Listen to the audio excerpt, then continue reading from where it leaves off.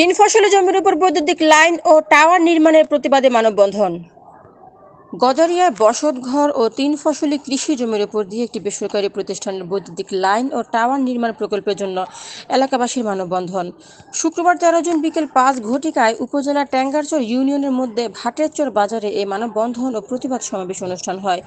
মানববন্ধনে শত শত গ্রামবাসীর মধ্যে উপস্থিত ছিলেন ভাটেরচর দে মান্নান পাইলট উচ্চ বিদ্যালয়ের ম্যানেজিং কমিটির সভাপতি ইঞ্জিনিয়ার সাখাওয়াত হোসেন, ভাটেরচর ইসলামিয়া দাখিল মাদ্রাসা ম্যানেজিং কমিটির সভাপতি ইঞ্জিনিয়ার সিরাজুল ইসলাম, সমাজসেবক ও বিশিষ্ট ব্যবসায়ী মোদাসের হক, এম মতিন, গোলাম মাওলা দেওয়ান, গোলাম মুস্তফা মুন্সি, জাকির হোসেন, চানমিয়া, নুরুজ্জামান, খোকন প্রধান, হুমায়ুন প্রধান, লিটন প্রধান, সাইফুল ইসলাম, ইলিয়াস সরকার, রেজাউল করিম রিপন, আনোয়ার হোসেন, আফজাল হোসেন, সেলিম মিয়া, মুক্তার হোসেন, শরীফ হোসেন, সোলাইমান প্রধান প্রমুখ।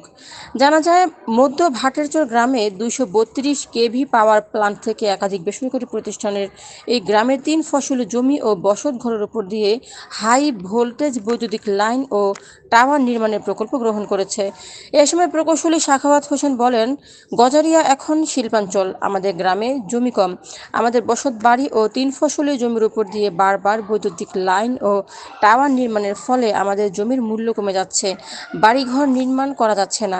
প্রকৌশলী সিরাজুল ইসলাম বলেন, আমরা জানতে পেরেছি একাধিক বেসরকারি প্রতিষ্ঠান আমাদের গ্রামের উপর দিয়ে লাইন নির্মাণ করতে চাচ্ছে। আমরা স্পষ্ট ভাষায় বলতে চাই, আমরা জান দিব, তবু আমাদের জমির উপর দিয়ে লাইন নিতে দিব না, প্রয়োজনে আমরা মাঠে নামব।